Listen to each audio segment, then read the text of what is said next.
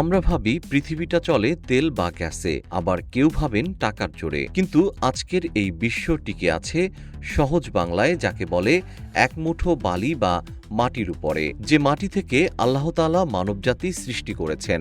এবার এমনই এক মুঠো বালি মাটির জন্য ঠান্ডা লড়াইয়ে নেমেছে চীন আমেরিকা। আর এই যুদ্ধে একটু ১৯-২০ মানেই পৃথিবীতে নেমে আসতে পারে কিয়ামত। জীবন অবাক না করলে কে করবে? ২৮% মিল্ক ফ্যাটের অবাক করার সাথে ফ্রেশ মিল্ক পাউডার। জীবন অবাক করুক প্রতিদিন। এখন প্রশ্ন হলো, এক মুঠো বালুর জন্য কেন লড়াই? কারণ আপনার হাতে থাকা স্মার্টফোন থেকে শুরু করে বিশ্বের সবচেয়ে শক্তিশালী সুপার কম্পিউটার, কৃত্রিম বুদ্ধিমত্তার সার্ভার, আধুনিক যুদ্ধ বিমান, ক্ষেপণাস্ত্র, এমনকি পারমাণবিক অস্ত্র নিয়ন্ত্রণের হৃৎপিণ্ডই এই বালির তৈরি ক্ষুদ্র মাইক্রোচিপ। বালিতে থাকা সিলিকন ডাইঅক্সাইডকে রাসায়নিকভাবে বিশুদ্ধ ও প্রক্রিয়াজাত করে মাইক্রোচিপটি তৈরি করা হয়। অবাক করার মতো সত্য হল, অ্যাপল, এনভিডিয়া, এএমডির মতো বিশ্বের শীর্ষ প্রযুক্তি কোম্পানিগুলো নিজেরা এই চিপ বানাতে পারে না। তারা শুধু নকশা তৈরি করে। সেই নকশাকে বাস্তবে রূপ দেওয়ার ক্ষমতা এই পুরো পৃথিবীতে কার্যত একটি মাত্র প্রতিষ্ঠানের হাতে, টিএসএমসি বা তাইওয়ান সেমিকন্ডাক্টর ম্যানুফ্যাকচারিং কোম্পানি। যদি কখনো তাইওয়ানের উপরে কোনো বড় বিপর্যয় নেমে আসে, যদি টিএসএমসির উৎপাদন মাত্র এক সপ্তাহের জন্য বন্ধ হয়ে যায়, তবে পুরো পৃথিবীর টেকনোলজি চেইন ভেঙে যাবে। বিশ্বজুড়ে নতুন স্মার্টফোন, গাড়ি, মেডিকেল সরঞ্জাম উৎপাদন এবং ডেটা সেন্টারের কাজ রাতারাতি থমকে যাবে।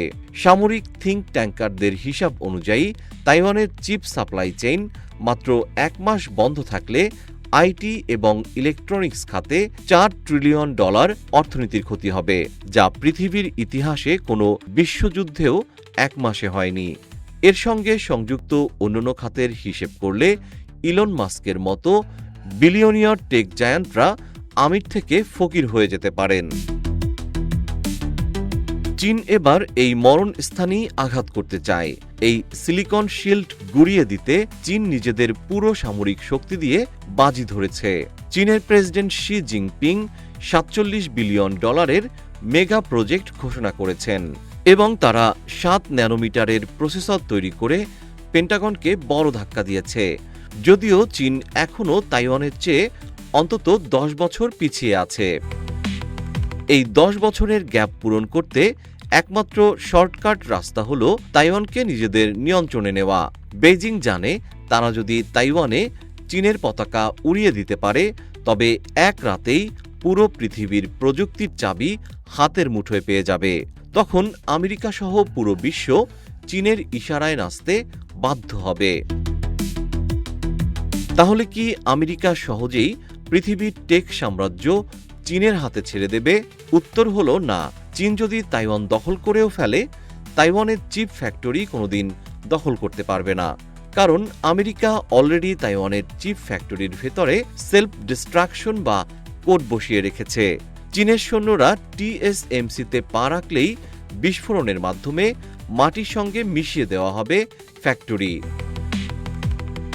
রিফাইন করা সামান্য এক মুঠো বালুর জন্য লড়াইয়ে শেষ হাসিটা হাসবে কে? ডেটা বলছে ২০২৬ সালের জুন মাসে তাইওয়ানের নতুন প্রধান নির্বাহী সিসি উই বলেছেন, তাইওয়ানে ক্রমাগত বিশুদ্ধ পানি এবং বিশেষ খনিজের সংকট তৈরি হচ্ছে। এর মানে হল, যুদ্ধ না হলেও প্রাকৃতিকভাবেই চিপের বাজারে এক বিশাল ধস নামার আশঙ্কা তৈরি হয়েছে। আর সেই জায়গা নিতে এগিয়ে যাচ্ছে চীন। জিএম শিহাব, রূপালী বাংলাদেশ।